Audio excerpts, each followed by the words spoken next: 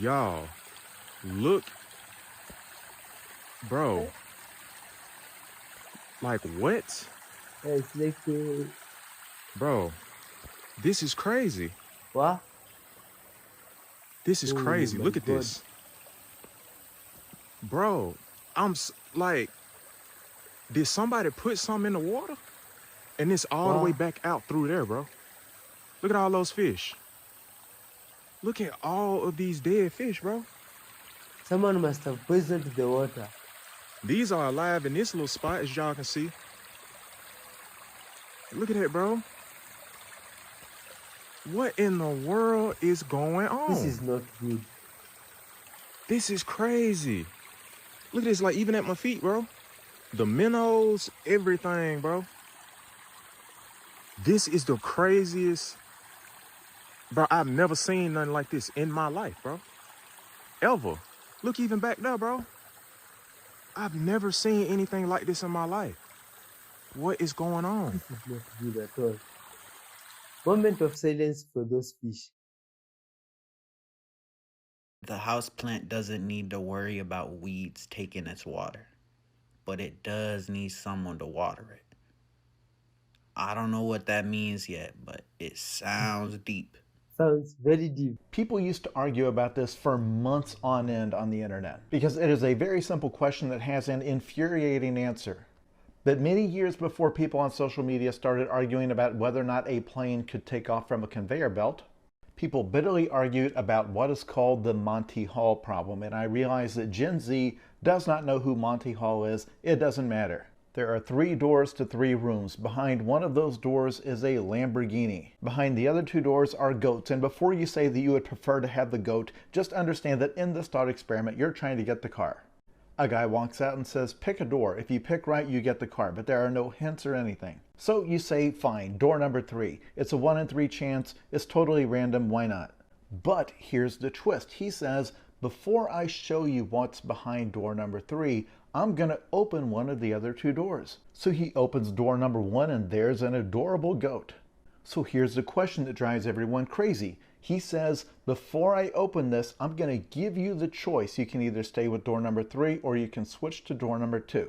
The intuitive answer, the answer that all of you are giving if you've never heard of this, the answer that actual mathematicians will give if they've never heard of this, is that it doesn't make any difference. The car is either there or it's not. You had a 1 in 3 chance at the start, you still have a 1 in 3 chance. They are not cheating in moving the car, so it doesn't matter. You can change if you want, but it's not going to increase your odds of winning. And that answer is wrong. Once he reveals that door number 1 has a goat behind it, you should switch your door from 3 to 2. That actually doubles your chances of winning. It is so counterintuitive that when a magazine published these results years ago, 10,000 readers wrote in to tell them they were wrong, some of them with PhDs. There are famous mathematicians who insisted this was impossible until shown otherwise. And when I say shown otherwise, the crazy thing about the Monty Hall problem is you can do it. Just grab 3 pieces of paper and draw an X on one of them and put them all face down. Have a friend or your wife or a coworker try to find the X. After they pick one, before turning them over, turn over one of the sheets that you know doesn't have the X on it and ask them if they want to change their answer. Run through it 100 times. They will win twice as often when they switch their answer. Even though it seems impossible. When they initially chose, they had a 1 in 3 chance. Nothing changed. The only explanation that ever made sense to me is that instead of 3 doors, imagine there's 100. And after you picked your door, they opened 98 of them to reveal they all had goats. Suddenly that one remaining door would look awfully conspicuous. Wow, that's a good mathematical video. Interesting. What is this doing now? Whoa. My God. Strange things are not only in the sky, my God. The water is also the most strange stuff. You see that? Whoa. Yeah. Which animal is that? Which fish? Hey, so have y'all seen this? So as above, so below, right? So it was the earth animals leaving at first, but now something is going on with the dolphins. As these researchers was out in the Pacific Ocean, they first came across this new breed of dolphin. Look at this. This thing has no dorsal fin, y'all. Look at this. Y'all see this? But amongst all that, this is what's going on, y'all. Now, the scientists are speculating over 2,000 of these things. They were in the Pacific Ocean over on the coast of Monterey. So that's California. And what I'm hearing is there was an earthquake in the waters in the Pacific Ocean. So I don't know if this is what got the dolphins acting up or not. They're calling these things the northern right whale dolphin. They're the only dolphin species that exists in the North Pacific Ocean. But now they are traveling, going down south along with these regular other dolphin folk. So y'all, are we gonna respond to the animals? Because they are responding to something. They know something is going on, as above so below, right? The elks, the mountain lions, the bears, the buffalo, and now something is going on with the dolphins, and they're finding new dolphin species amongst them as well too. Remember y'all, there is a pole reversal going on. Could this be part of this, y'all? I don't know. What y'all think? But yeah, y'all, let me know down in the comments below. Like, follow, and share for more videos like this. The shift is here. Let's continue to get it. Peace in. Strange things are happening all over. But the dolphins, they look beautiful. Now look at this. This could be plasmid. What we've just seen here. Oh man. It came with a phone today, or what's that thing the plasmid is holding? Or that's a place used to hold it. Sit. Stay. Stay. Stay. Stay. Stay. Stay. Stay. Ah. Sit. Stay. Stay. Stay. Stay. You can't try this joke with an African dog. Hey, the dog will be impatient. What do rich people do with all of these rooms in their giant mansions? Have you ever wondered that? Because a lot of times there's only like 1 or 2 people living here. I'm not even criticizing, I legitimately don't know. Like, this place has 17 bedrooms and 25 bathrooms. I get the bathrooms, you would need that many just because it's so huge. You don't want to be that far from one. But if you look up photos of the interior, it's just sitting room after sitting room after sitting room. For what? Like, is this even a good space to host a party? I know this is a ridiculous question, and if any of my viewers are billionaires, come into my comments and laugh at me. But while you're here, explain to me, what do you do with 20 bedrooms? Because I know you're not having 20 friends come and stay for the weekend. So what is all of this? Seriously. Just to be clear, I'm not saying that I'm confused as to why anyone would want a lot of money. There's lots of rich people stuff I would love to have. I would love to have this swimming pool. I would love to have a private chef. That looks like a good place to have a church, you see? The congregation. This is some of the best advice I've received, and I use it all the time. If you hate everyone, you need to eat. If you think everyone hates you, you need to shower. If you hate yourself, you need to sleep. If you feel stuck, you need to move. And if you feel hopeless, you need to go outside. Well, which of those things do you need, my friend? It's quite interesting.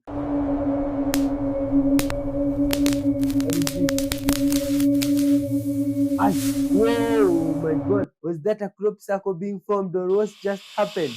Now look at this guy here. He had an incredible device. It sounds cool. Not to have one of these. Hey, yo. My friend, this looks like this from the movies. This good man guy is feeling like. Look at this thing. You are full of surprises. This looks good. This one is incredible. What do you call that thing that guy is using there?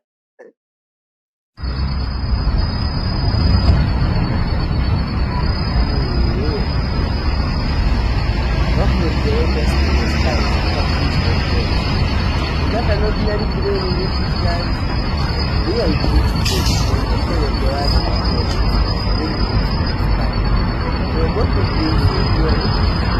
could be one of those UFOs or another extremely incredible. An animal starts talking to you and you just reply, yeah, In fairy tales, remember the Bible is mythology. It's all fairy tales at the end of the day. And in a fairy tale, when some insane shit happens, like a donkey talking to you, yeah, you kind of just respond. You don't really acknowledge the insane shit that just happened because it's fantasy. It's all insanity. Talking donkeys, worldwide floods. Hell, there's a zombie apocalypse in Matthew 27. If Balaam had turned around and been like, what the fuck, you're a donkey and you're talking to me, then other characters in the Bible would have had to turn around and say, what the fuck? Think about Adam and Eve. When the serpent talked to them in the Garden of Eden, they didn't turn around like, oh shit, you're a serpent and you're talking, like, how are you talking right now? Because they're in a fairy tale. And this is mythology we're talking about. Think about Greek mythology. Wasn't Athena literally born from Zeus's forehead? How the fuck does that make sense? But it's not like anybody was like, oh shit, she came out of your forehead in full armor and just fully grown and shit. That's why Christians don't look at this shit sideways either. You know, all the Christians that believe that the events in the Bible actually happened in real life, you never hear them say, well, I don't really know like how that works logically. They just say, well, anything is possible with God, which is just another way of saying anything can happen in a fairy tale. Oh man, anything is possible with God. Interesting stuff, right? The mud flood. Old Montreal, or old Quebec. Look at this. Quebec City. Why would you put a window in the ground? In the sidewalk?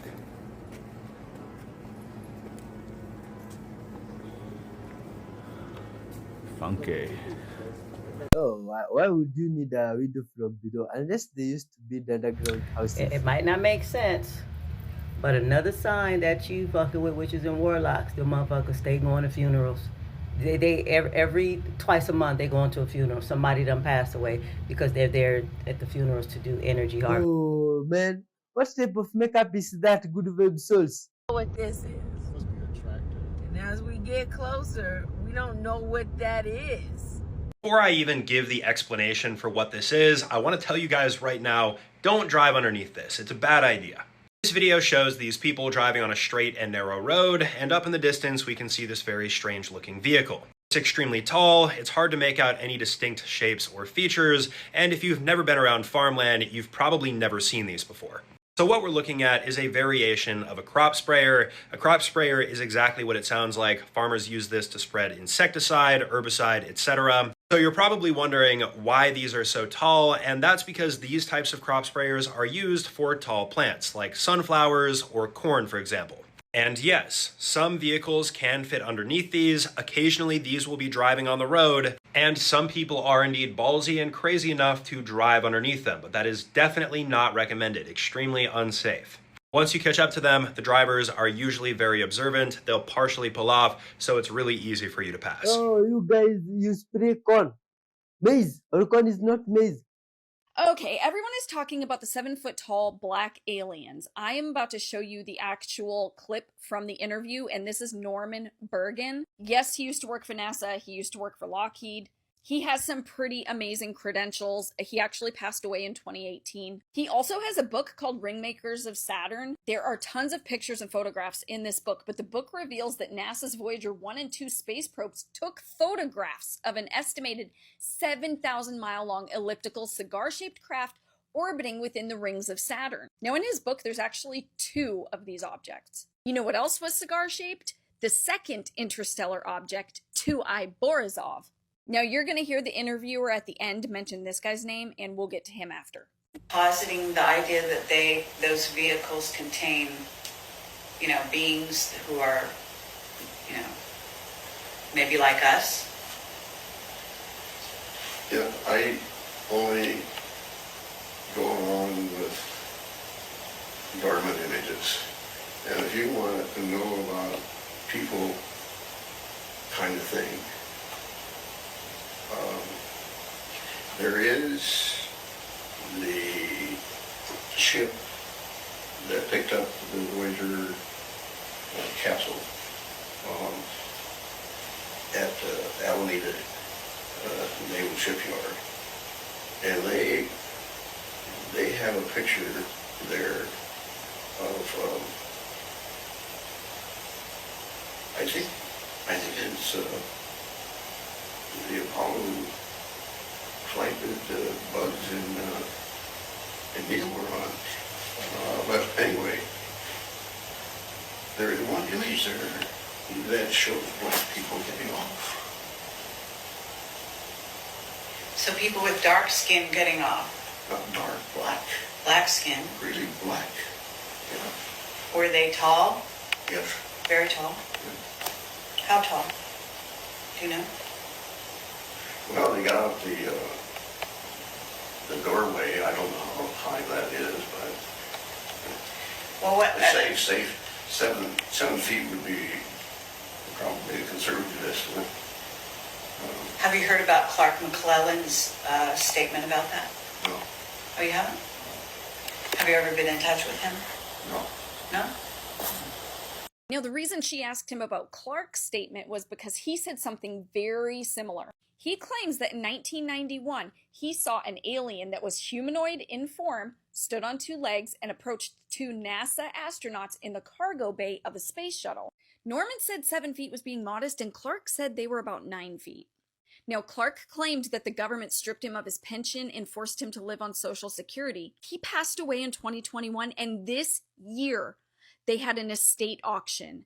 You guys, I went and looked up the auction. Some of this stuff sold for like $100. It included museum quality collections of original photographs spanning nearly 40 space missions.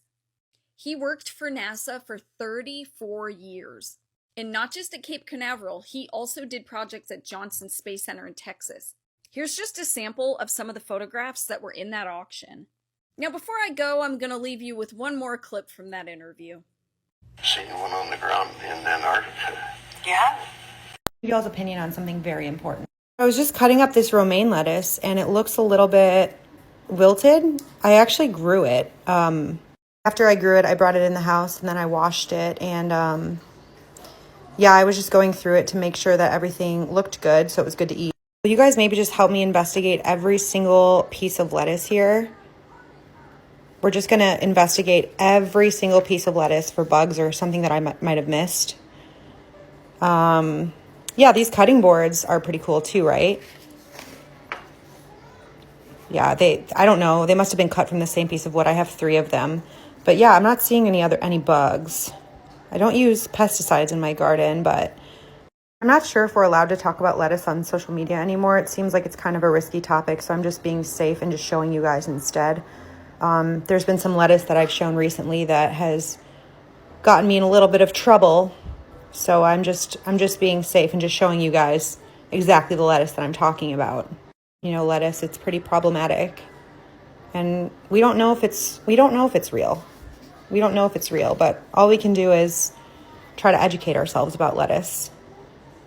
While we're educating ourselves about lettuce, I feel like I should tell you some facts about it. It is green. It grows in the ground from a seed. It comes up a lot. And I don't know if it's a pollinator, but it does flower. It does flower. All vegetables flower, I think. Lettuce is delicious in salads. Sometimes to make a salad, I put tomatoes that I also grew. And I put some dressing on there. It's delicious. You guys should try it. I know it's not a commonly eaten food, but you can actually also put it on sandwiches. It goes really good on sandwiches. Let's just investigate a couple more pieces here. I don't see any bugs. It's looking pretty clean. Anyway, I hope you guys enjoyed this educational video on lettuce, and I will get back to regularly programmed Spooky Scary Story Time soon. Hi! The Majestic Lion stalks his prey. You gonna get me? No? He's going to sleep. You falling asleep? Or are you gonna get me? Just don't jump on my head. I thought you'd at least swat at the phone. What? You got it. This is our parking garage. Like down those stairs is where our cars are.